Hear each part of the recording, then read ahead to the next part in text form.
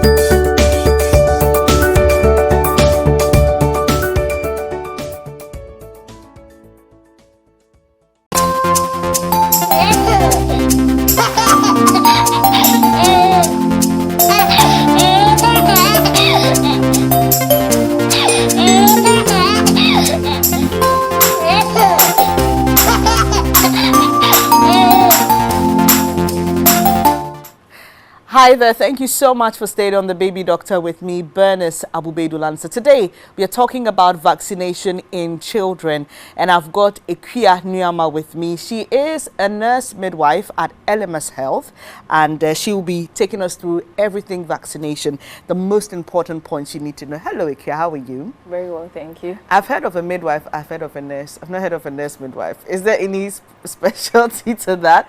Okay, so I'm a public health nurse and then a midwife as well. All right. Okay, those who like books, so that's a nurse midwife. If you're inspired, you can be like Ikia. Now, Ikia, vaccinations are very important for babies and children. But why is it so? Why must we subject cute little babies? And some of them are so like fragile, and then you have to prick them, and it's honestly a lot of women feel the pain on behalf of their babies. If you watch their faces, they are like that, but they're not the ones taking the injection though. But why is it important for us to vaccinate children?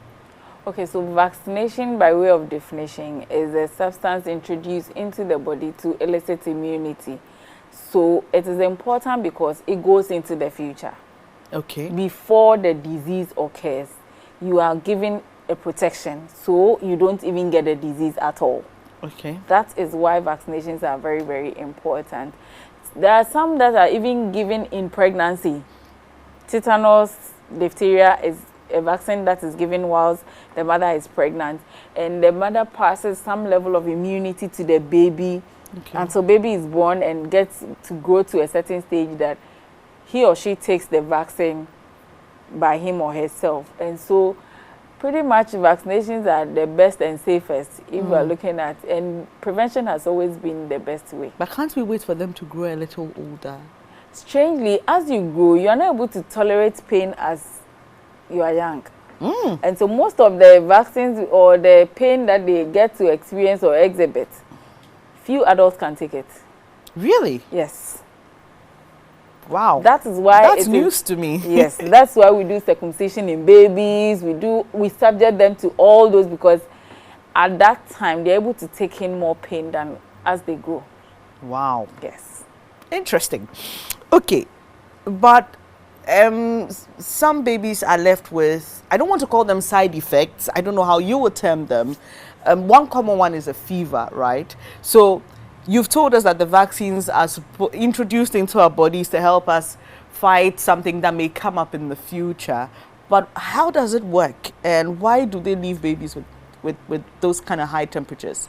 So vaccines are made, and there are two different forms of vaccine. We have the live attenuated, where it's just the weakened form of the virus or the organism that has been used to manufacture the vaccine. And then we have the dead attenuated, where it's a killed form of the organism that has been used to manufacture the vaccine. Now with the live ones, they offer more stronger immunity, and then it lasts longer. Okay. Unlike the weakened ones, and with the weakened ones, you will need quite a multiple of doses to get the desired immunity that we want. When a vaccine is introduced into your system, first of all, it starts with a needle prick. Mm-hmm. And there are some people that their system is such that they can't take it. Once a prick goes, yes. And then with some babies, on the part of the ones doing the immunization, if you land yourself in a wrong site, okay, you can injure the child.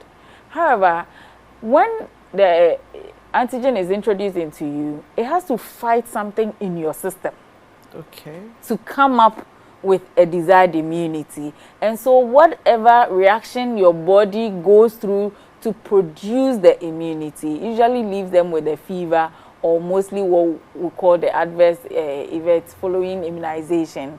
And as I said, it is expected, but with just pain medications, they are able to overcome it. And now, there's something interesting that I encountered.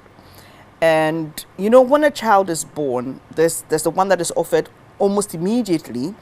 And then over the period up until they're about 2 years, they are given different vaccines. Is it possible for a child to be exposed to a certain virus before the due period of taking that vaccination? So say chicken pox, for example.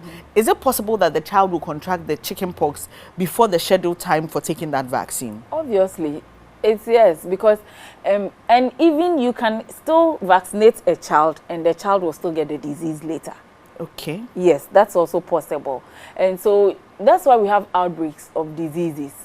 When we have an outbreak on our hands, babies who are not yet due, if you are scheduled for 9 months to take measles, rubella vaccine or yellow fever, and there's an outbreak on our hands, 6 months old child, when gets exposed, can suffer the disease.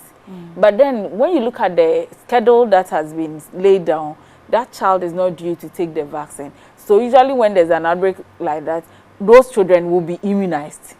Okay. We won't wait because there's an outbreak on our hands. So those who are exposed, so maybe say in a certain community, if you realize that maybe there's a measles outbreak, you would want to vaccinate the children it's there? Not just those that are exposed. Usually measles, SIAs are nationwide exercises that we do when, like polio, for instance. Even if we record 1 or 2 cases, we term it as an outbreak, and then it calls for like a reinforcement or a booster doses so that we can get to cover quite a number of people. We call it herd immunity. We give a larger group a certain level of immunity.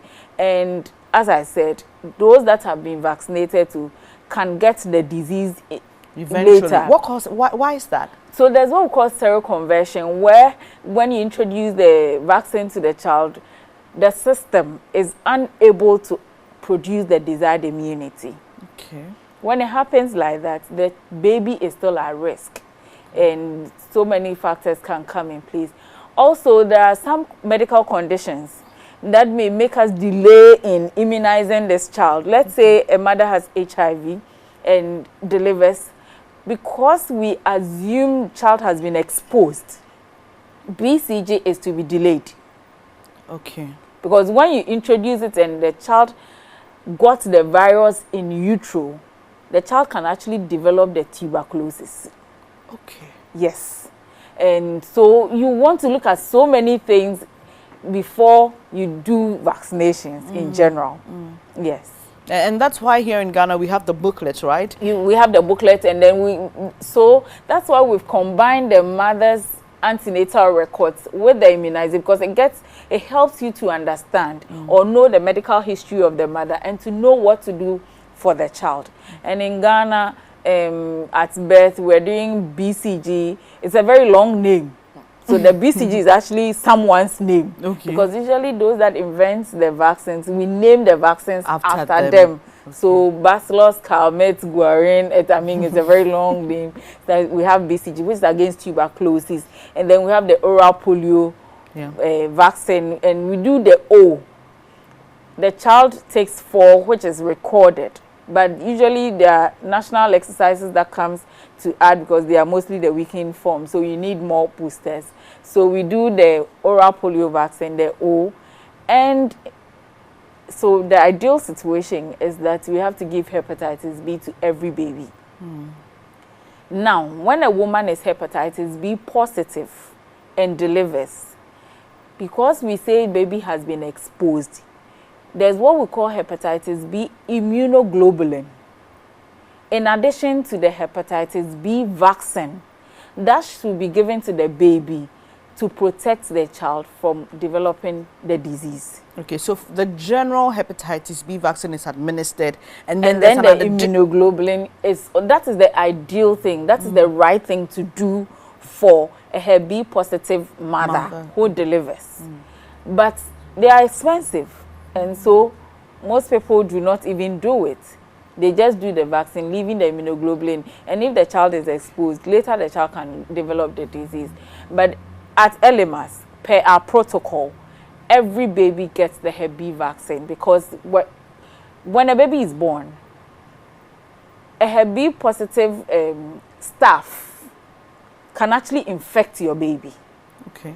And so we want to tread cautiously. When you deliver in America, in the Europe, or anywhere, Hep B is the first vaccine given to every baby.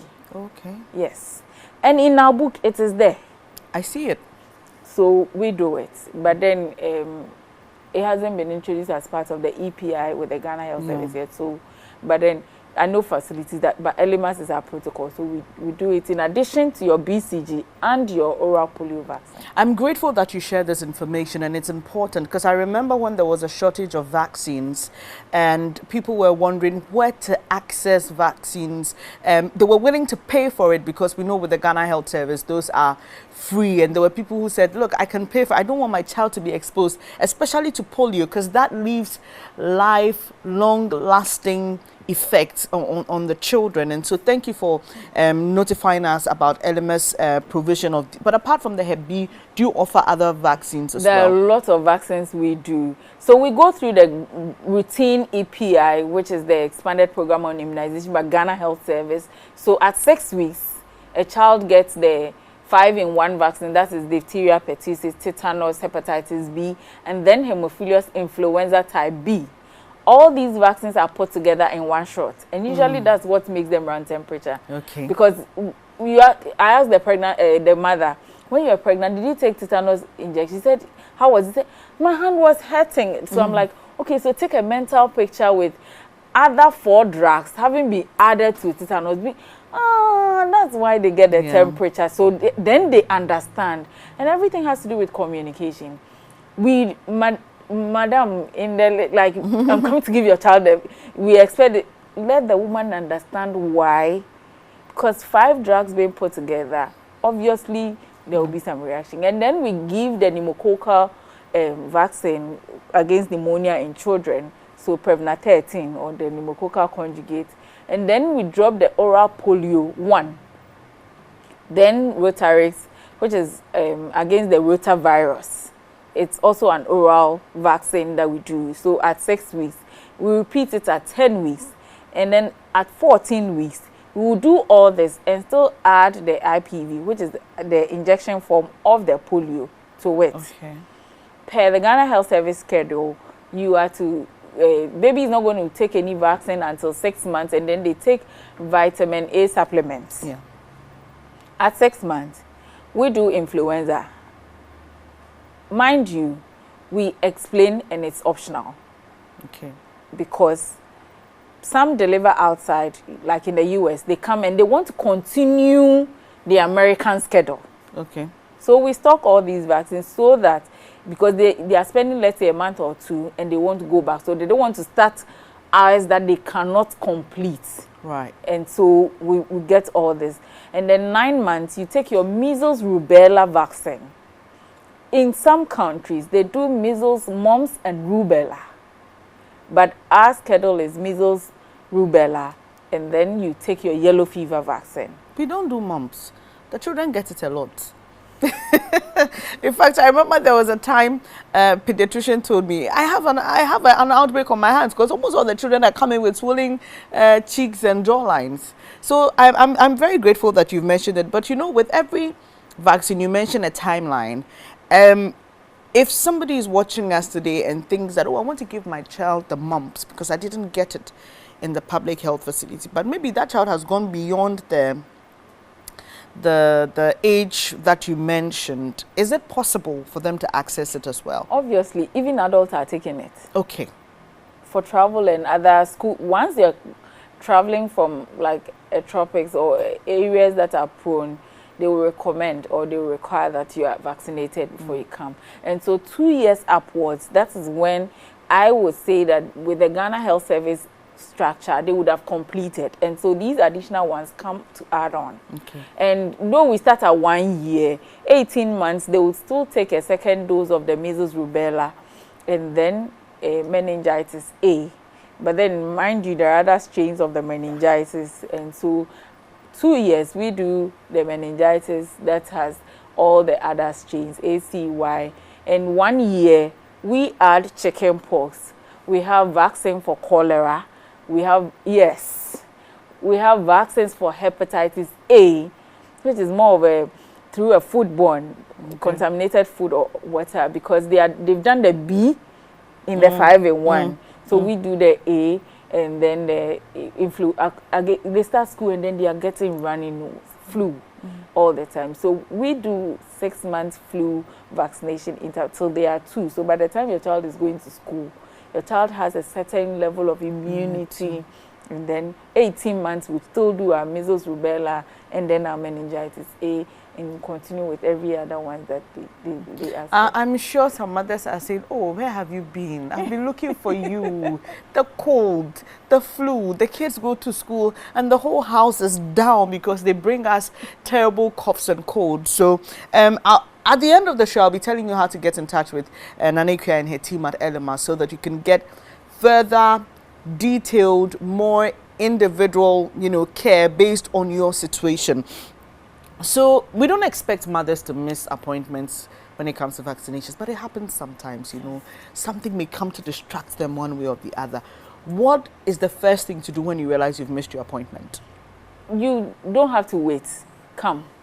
What happens with vaccination is that there are schedules. Sometimes when you delay or when the gap is widened, we do not get the desired immunity that we want to elicit. And so in some cases, like that tetanus diphtheria, for instance, and I'm very much particular about that because the first dose we give to a pregnant woman gives no protection. Okay. So until you take your second dose, it goes to act on the first one to offer a certain amount of immunity. So if you just take one and you don't come again, cost 90. That's the tetanus, right? Yes. Okay. Now, when the gap widens, in some cases, in some of the vaccines, I will let you start all over. Yes. Chickenpox is 2 doses. Maximum between 6 to 8 weeks. You should take your second dose. Okay.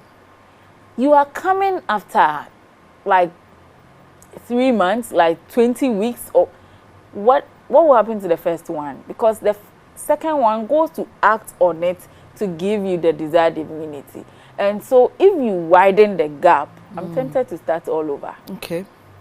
However, there's still room that we make. Right. So at least each vaccine, the schedule should not be, or the next doses should not be more than less than 1 month. Okay. Meaning within a month when you miss you should come. Yes. Right. So right. You don't have an excuse at all. You've partly answered the question on what we can do due to unavailability, and facilities like yours stock up, and so. In fact, we never ran short of vaccines. Okay. Even when Ghana, we always had vaccines. Okay. Yes. Okay. So we get people flying from Kumasi to come and take vaccine and going back. It's important. Yes. It's important, especially for the polio. And I had mothers who came, they were desperate, you know, saying that, hey, polio, dear Miss Ro, I'm scared of polio. Every other thing, yes, but polio, I don't want my child to even start exhibiting any signs of it. So thank you for making that available. So you've just highlighted the importance of vaccines to us and how over the years they've proven to be effective in public health management. But there are some people who still say no. Some religious groupings, for example, say we don't accept vaccines, or they do not subscribe to it because there are a lot of theories thrown out there, a lot of information on the internet, people sharing things they don't even understand. So today, if somebody is watching us who is skeptical about vaccines or who says that, oh, you people, it's just another way to turn us all into something else, you know, we don't trust the world of science and it's a grand scheme, something new world order, you know, all the theories they throw around, what will your message be to them? So someone was saying this, and I was asking the person that we pray, yet we don't believe in our prayers. COVID came and we were praying, God, give us a cure. God, give us a solution. Now we develop vaccines, and you are saying, yay, they want to kill us. And people were dying from the disease, though they were being managed in the hospitals. So I always say that prevention has always been the best compared to curative. When we are exposed to the disease, you can't tell who will survive it and who will not. Mind you, when a child is less than 18 years, the child belongs to the government. And so when push comes to shove, there are some ways that the government intervenes because religion shouldn't stop a child from being vaccinated. You as an adult can take that decision. But once the child is under 18 years, it is mandatory. Okay. So it got to a time, that's how come all the restrictions with COVID and other, because until you put in some force, you won't get it. Mind you, I protect my child by vaccinating. Your child is not protected, and then your child gets exposed and brings it to school. My child will be exposed too. And before my child's system will, I have this immunity in me already, my child would have exhibited a very mild form of it before. And we don't want that to happen at all. And I keep telling people that since the introduction of oral polio, how many times do we see babies with polio? If it wasn't that effective, why wouldn't we have stopped doing it till now? I mean, measles, when mothers call in there, Auntie Care, my baby has some rash and I think it's measles. I said, if it's measles, you wouldn't be sitting on your phone telling me this, because measles are deadly disease. I mean, it's a deadly disease. And few babies were surviving from measles infection. So if it is measles as you are thinking, then you wouldn't be holding your baby, being reluctant, calling me that, oh, should I come to or should I wait? No. Vaccines have proven to be very effective. And I mean, we started with 6 childhood killer diseases. We're doing more than 13 now, because the others we found out that we can still prevent them. And we are good at preventing. And I must commend the Ghana Health Service, because government of Ghana has done prevention, we've done well compared to other countries. I mean, I was talking to one doctor, and then he's like, when COVID came, doctors now had to be trained to give the vaccine. Because they're not used to it. We had a system in place already. But Ghana, we just jumped on because vaccinations, we are good at it. We're good at it because we don't have much. And so we would want to prevent it than having the crisis on our hands. Because we may not have the system to manage the cases. And so we always will push for, give me any day and I'll choose prevention over curative, because I may not be able to survive it. Ikea, there's a lot more to talk about, but we'll take a breather here, go sip on some water. When we come back, we'll be finding out more on what kind of vaccines your child should be taking after the first 2 years, which is the regular period where the Ghana Health Service is giving you mandatory vaccines. The key word here is mandatory. You heard it from the public health person, not me. And also we'll be breaking some myths. We'll be doing a truth or myth exercise. You don't want to miss that. Do stay with us.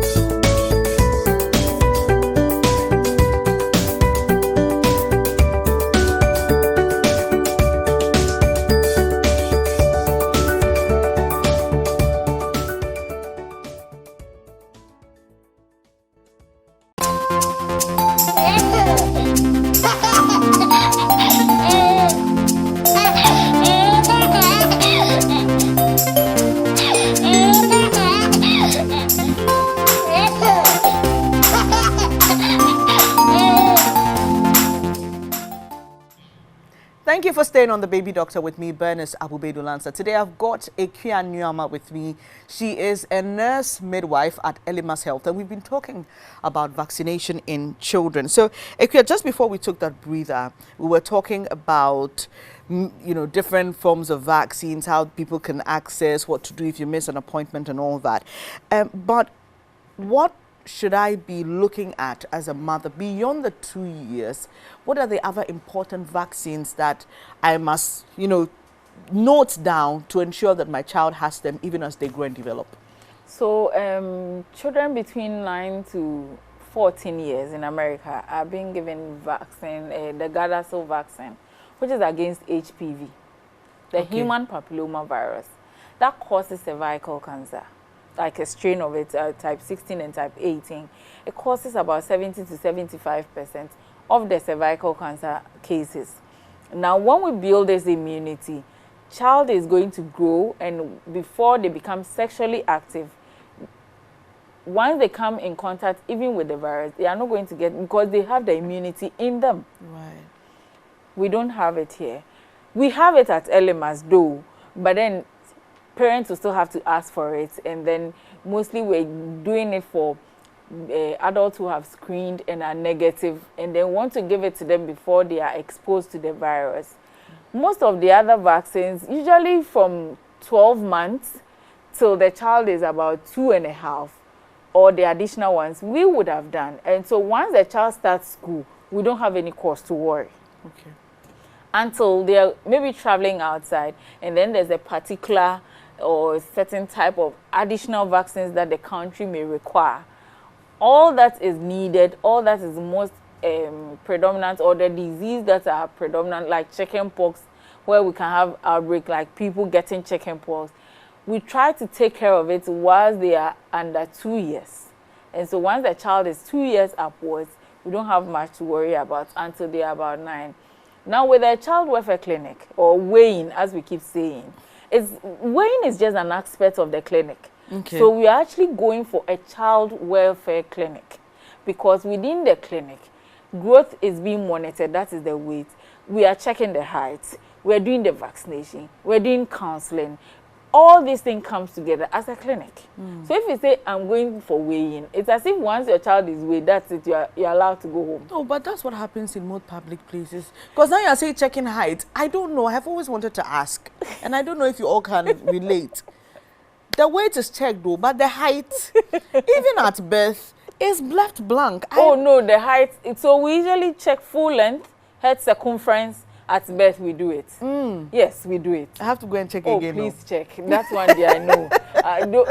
That's one day as a midwife, and having been in the labor order, we check the chest circumference, the head circumference. That, and yes. full length. That one, yeah. Oh, I can buy from. Please, I'll bring you my book. Yes. In fact, my books. So if you come and it's in it. Oh, I owe you lunch. So we check, and then with the weight, for instance, ideally we are saying that by the time the child is 1 year, the child should gain about 3 times the birth weight. And so we monitor the growth pace, and then we draw it on a graph to see how the pace is going, because the other lines we don't want the child to be on it. Every 6 months, so your child is 5 years, your child needs to take vitamin A supplements. Hey. Yes. And every 6 months. Every 6 months. And so is that given at public health facilities as well? Yes, it's in the book.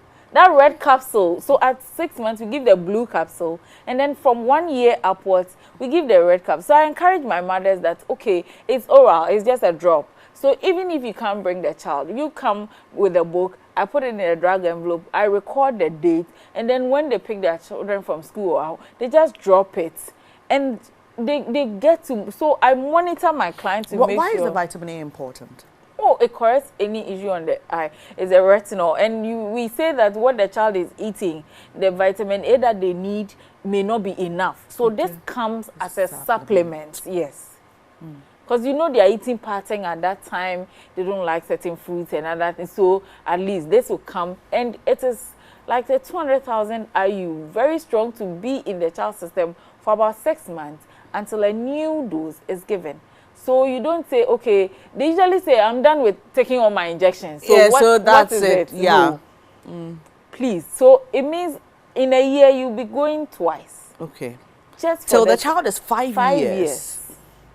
Okay. And most of my mothers, they are very religious because I'm so much on them. And some of them, I even set reminders. I go that extreme for them. And so they're like, hey, if I don't go and take it, I'm like, don't call me when there's an emergency. So do this as a condition, and then I also do this for you. Yes. Okay. I think it's because of the pressure, because I mean, you're right. Most mothers would relax after all the injections, immunizations are done, and you feel like, okay, no, those are the serious ones. As for the other ones, and even checking the weight of the child, you know, a lot of them stop at about 2.5 years. They don't check the weight of the child again. Just after 18 months, once they are done with the government vaccination, because mostly the vaccinations, the injections, it ends at 18 months.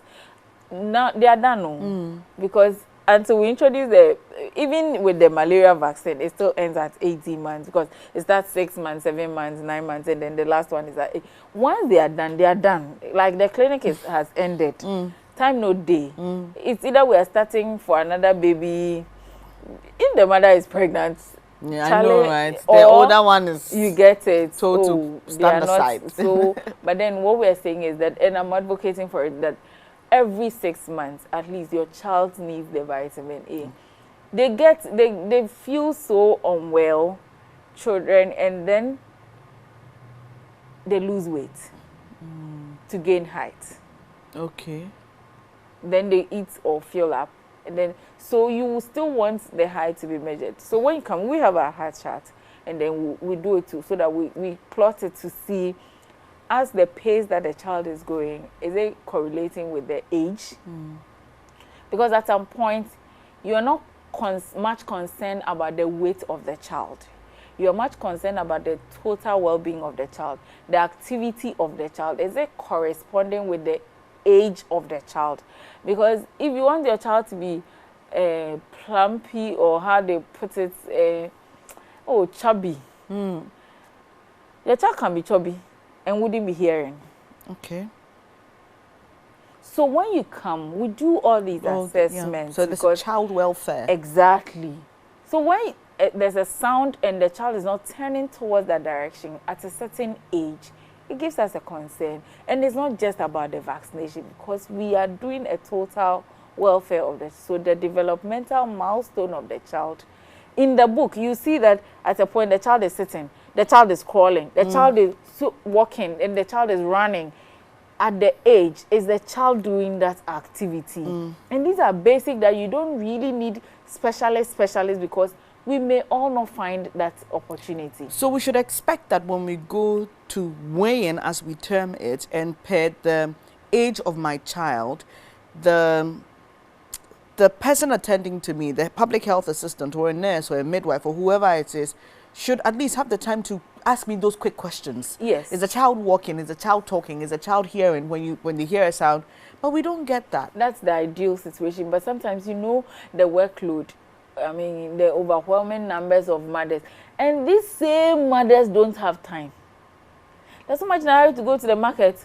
I mean, I worked in a public facility for like 14 years. And so I have experience of every area until I still did field epidemiology at master's, and then I still ventured into outbreak investigations, because then it took me from the clinical setting more to the field, right, to understand how disease outbreaks and how our health-seeking behaviors works, because you are even asking questions and they don't have the time because there's so much in a hurry to go and sell in the market or something.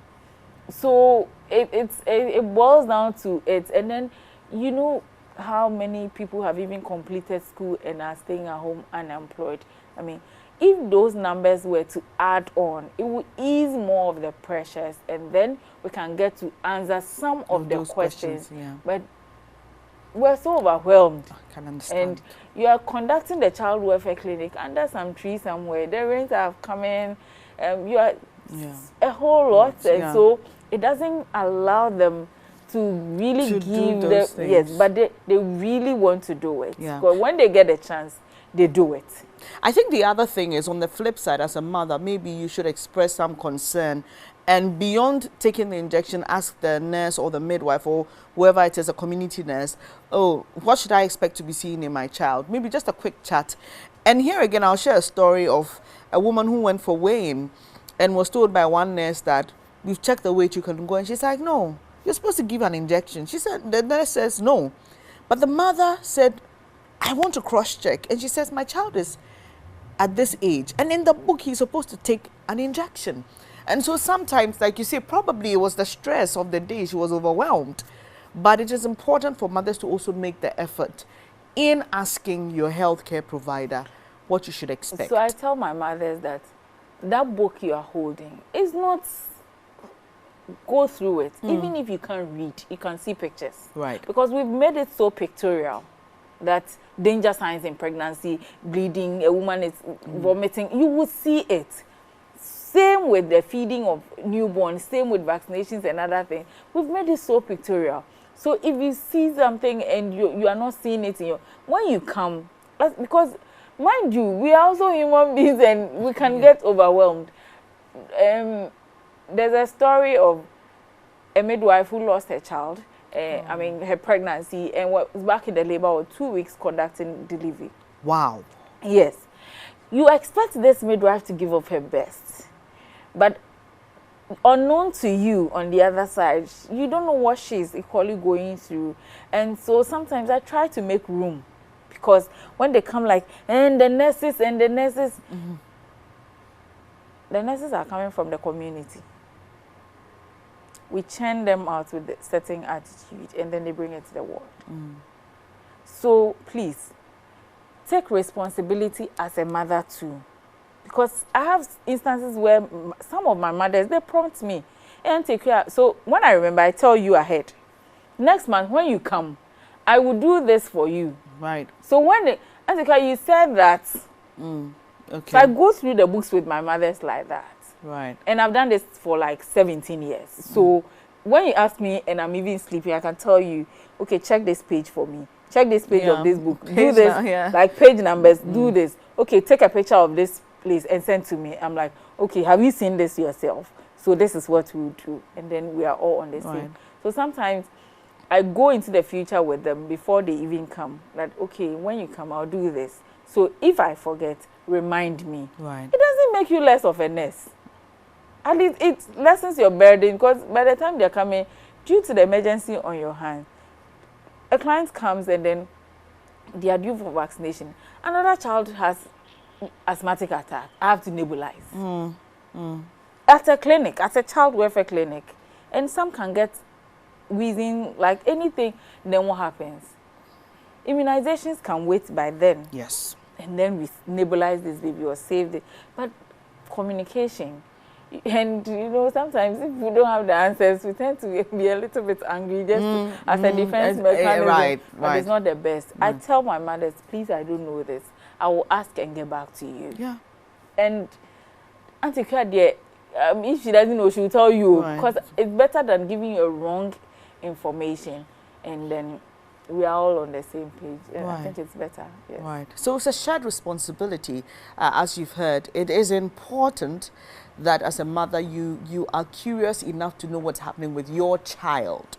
And so you heard that you must be interested in the well-being of your child. Now let's do this little exercise, right? I call it truth or myth, right? Truth or myth. The first one is vaccines can make children autistic. Yes and no. It's a no outright answer. But I'm saying yes because some vaccines have been, solvents in certain vaccines have been linked to with. Nonetheless, we are saying that autism has to do with more of a genetic malfunction. And so if you're not on the spectrum, if you don't have a trace of autism, it can't go and bring it. Okay. That's the literal. Someone said somewhere that, okay, I did family planning, IECD, and then I developed cervical cancer. But research shows that cervical cancer is caused by a virus. If you, and the IECD, when we place it in you, can last for 10 years. The virus, when you are introduced, can hide and persist between 10 to 15 years before they cause the disease. Now, later years, when you are found, it is very possible for you to say it's the IED that brought the cancer. But then, if the virus wasn't there, they wouldn't have caused anything. And so there should be something genetically before this thing can maybe hasten it or escalate it, but it doesn't cause it. Autism. Yes. Right. Okay, number 2. Some vaccines contain toxic substances. It is not true.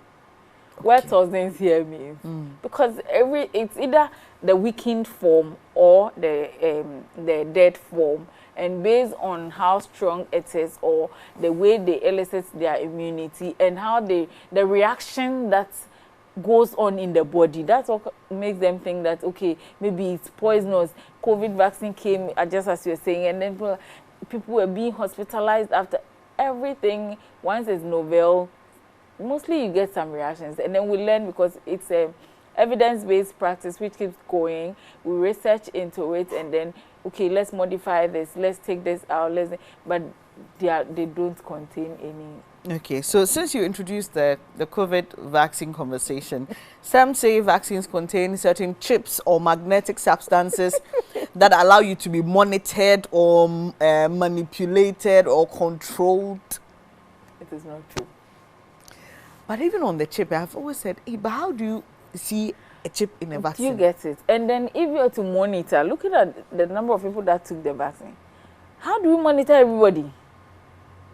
Who is going to do that job? Because you can do, how many people can you monitor at a time? Even on your CCTV, there's still a certain corners and still, you can't get it. So, it's not true. These are all myths. Yes. Okay. So there's another one that suggests that natural immunity is better. So they say, for example, allow the child to be exposed to the virus on their own. Influenza. A lot of children have it, right? So the body itself will go through the cycle. The body will build the immunity.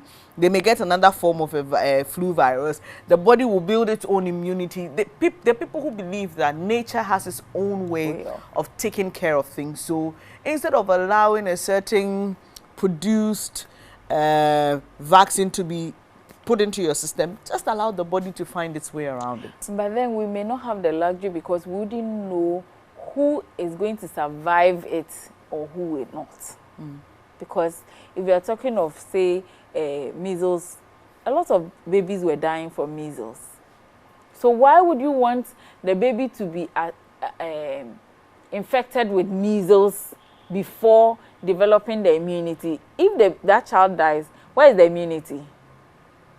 You understand? So it's in some cases, like the passive one which mothers give to their babies. I mean, it's within, but even that when babies are born, we still introduce it to them for them to elicit their own immunity. And so you might want to wait, but you can't tell whether your child will survive it or not if they are infected with the disease.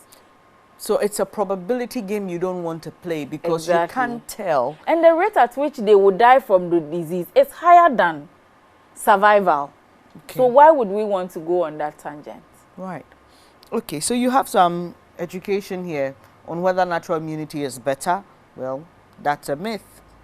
Okay, now, there are those who also believe that, okay, you can give the vaccines, but for the first 1 year, that's too much for a child to handle. That's just too many vaccines for a child or a baby to handle. But it's within those 1 year too that they are very fragile, they are prone, their immunity is very low.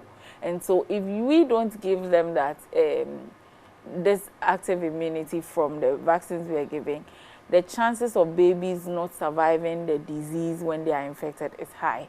And so the earlier, the better. Yes. Okay. The next one is vaccines can give children the diseases we are trying to prevent. So there are those who say that I took a shot for influenza, but I'm beginning to feel the symptoms or show the symptoms, show the signs of influenza. So, cause 90, Anna. So usually when babies or children are vaccinated, they can be exposed to the disease, but then they will, in some cases, they will suffer a very mild form of it, unlike if they hadn't been vaccinated at all. And then in some cases, they will not get the disease at all. Because I know adults who have come in to take chickenpox vaccine because they have never gotten chickenpox and they don't want to get it. Babies will always elicit certain kind of immunity from vaccinations. And what happens is, as I said, the body goes through certain kind of fights to give the immunity it desired. And as it is going through, you can fall sick. That's where the temperature comes in and all the adverse events. But it is the body's way of fighting with or generating the antibodies to build the immunity. And then in some cases, they will get it before they are exposed. And so, but then babies can be exposed to. So I say that you can be vaccinated but not get immunity, and you can get immunity but without vaccination. Because when we give the vaccination, there's a certain thing we're looking out for. It's a cold chain. When you break the chain, you alter the potency of the vaccine, and so you would have given the vaccine all right. But because you altered the potency of the vaccine, the child may not get the desired immunity. And though vaccinated, child can still get the disease. How do we alter the potency of the vaccine? Usually it's going to be done by the health worker. So how we handle the vaccine. That's how come it's always in a cold box. And some parts is done by the parents. When we immunize, it's within a certain temperature, +2 to +8. We say that, okay, when you notice a swelling, reddening or anything, put ice on it. Some will go and rub kerosene. Yes, some will rub shea butter. Some introduce hot items, and then you alter the potency of the vaccine. It's not just altering, you are going to cause a reaction at the injection site. Because they are not just, they massage the place and... Kerosene, I have not heard that before. Oh, they do a lot of things. In fact, they do a lot of things. Oh, now since we are na so now, and my mother says, I've heard a lot because I've worked in a rural area before. I've worked in the city. I've done every bit some, so I know of the things they can put on it. Don't do this. That's what they are doing. And when they come, they won't tell you this is what I did. So they will make it look like, oh, adverse event following immunization. Then your head is like, because there are forms you need to fill. We need to trace that particular batch of vaccine. Because if it's something that we have to recall that batch, and then all the FDA investigations, it's a whole lot of things. So when we give instructions that, okay, if you notice any reaction, let's say reddening or hardening of the, put ice on it. If it's not subsiding, report back. and then let us manage it for you. Because in some cases, it ends up in abscess, where we end up in the theater for incision and drainage. Because we have to incise or open up the site, take whatever passes there, drain it, and then when we could have, and they won't tell you this is what I did. Please, the abscess, for those of you who are not too familiar like with, it's a localized swelling of the injection site, yes, usually. Right. And the hardening from the 5-in-1, the one they take at 6 weeks, 10 weeks, and 14 weeks, is very common. Okay. But then all you need to do is to apply your cold compress, and then it suits or subsides. Okay, we're left with the last point on the truth or myth. But since you've brought in the bit of the aftercare for immunized children, let me just find out from you. There are those who believe that before the child even takes the injection, there are some things you can give them, or there's a way you can prepare them so that the impact or the effect of the vaccine is not as serious. So, if you are not sick, why are you taking medication? Okay. We give the pain medication to go and act on something that is happening in the child. Okay. Vaccine hasn't been introduced yet, and you've given your para or your pain antipyretic already. What is it acting on? Mind you, all the reactions babies get from vaccination, it is not every child. You're right. And so if you hurriedly go and give the para syrup and your child may not even react at all, what have you done?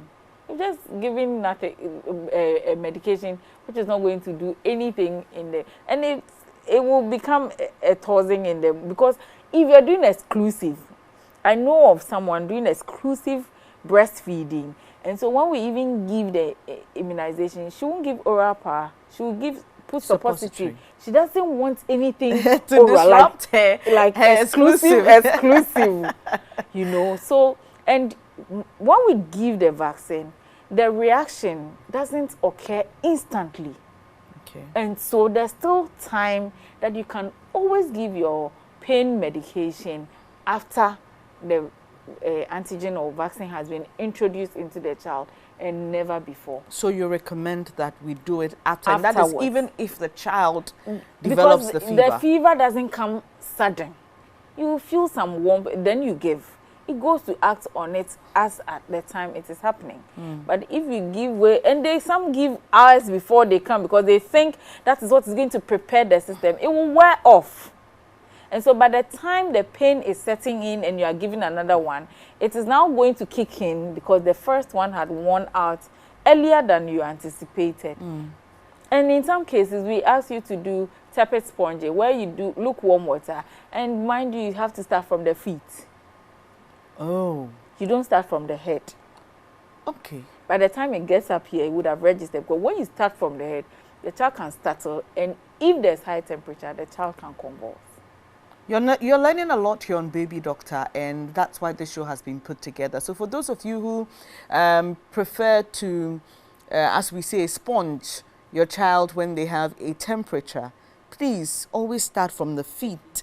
And what should the temperature of the water be? Oh, it should be lukewarm. It shouldn't be that cold water. Okay. Because so when you put cold, when the child has temperature and you are applying cold water, it's like your car having overheated and you are pouring an iced. Yeah. So you will shut the system and it's not good. Okay. But when you bring in a lukewarm water, and you should always test it with the back of your hands, not in your palm. Okay. Back. Yes, so that you know that it's a bit it's not too hot, it's not too cold. Okay. And it will still bring the temperature down. Okay. You're learning a lot here. It goes like it neutralizes the temperature that's already in the system. So as the child's temperature drops, can I increase it from lukewarm to a little bit cooler and cooler? We want a tepid water. Okay. And the tepid is lukewarm. Okay. Very not hot, not cold. Okay. So to our last point on myth versus truth, better hygiene can prevent infections compared to vaccines. And so wash your hands, cover your nose, don't touch your face, all the things we had to do, or the protocols we had to observe in addition to getting a COVID vaccine. There are those who believe that. Why not just do those ones and avoid introducing certain elements into your body that they think you can do without? Hygiene in general is the best thing. Nonetheless, you will be doing all that you have to do, as in observing all the personal and environmental hygiene. Is your neighbor doing same? Okay. And that it still puts you at a risk, because if you're doing it, I'm doing it, then it gives us a room not to worry. But just as you're doing it, someone is not. Look, the year COVID came and they were locked down, and we didn't record any cholera outbreak. Everybody was washing their hands. Everybody was. Now we've thrown all the cautions to the wind, and we're getting some outbreaks which we didn't record within the year that we're battling COVID, because hand sanitizers, hand washing, like everybody, we're wearing shaking hands, wearing the distancing. But now we've thrown all the caution, and we will not all act same at the same time. Okay. And so we protect ourselves the better, or we prevent ourselves the better. And prevention has always been better than cure. As we say, prevention is better than cure. And for me, prevention is my business, because I keep saying I may not live to survive it if I am infected. And so if there's a way I would prevent it, I wouldn't want to get it at all. Because being sick is not fun. It's never fun. And so, and especially when your child is sick, you are equally sick. Look, if your child needs to, it's not a pleasant thing to go through. Child has flu, can't breathe, it's so restless. And the caution here is that flus are viral infections. And so giving antibiotics is another thing, which is a no-no, because it's not a bacterial infection. Please don't abuse the antibiotics. Well, I'll be back to wrap up the conversation, but here are your tips for today. Hope you learned something from them. Tidbits on vaccination. Use an ice pack or cold compress when you notice swelling and redness at the site of injection. Remember to always make time for your next vaccination appointment. Ensure that your child is fully immunized. Remember, prevention, they say, is always better than cure.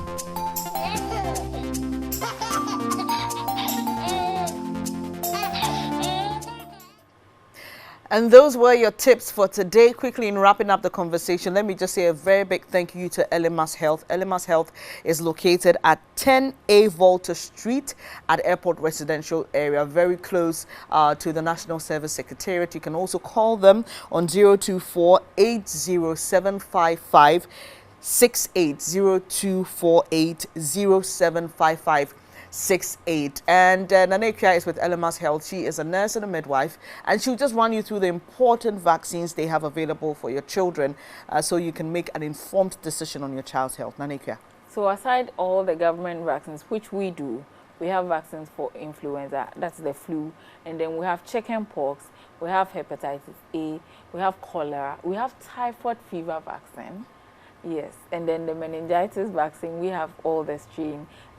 We have the MMR, the one with the mumps, and then we have the Gardasil vaccine for HPV, even in grown or older children. And so anytime you can come in, then all right, Daneka and her team will be looking out for you. Do give them a call. Do visit them at the Airport Residential Area. Tell them you watch the baby doctor, and who knows, there'll be a nice package for you. Well, before I go, let me also say thank you so much to Azel Vogue for my dress. You can find Azel Vogue on Instagram, and you would find the name coming up on your screen shortly. Or you can contact Azel Vogue on 0244 155 266, 0244 155 266. And also a big thank you to Think Media, where you're bringing you the show from all your media work, creative, event organization, anything you need creative related, find Think Media and they will be able to sort you out. Well, it's time to say goodbye, but you know we are always interactive.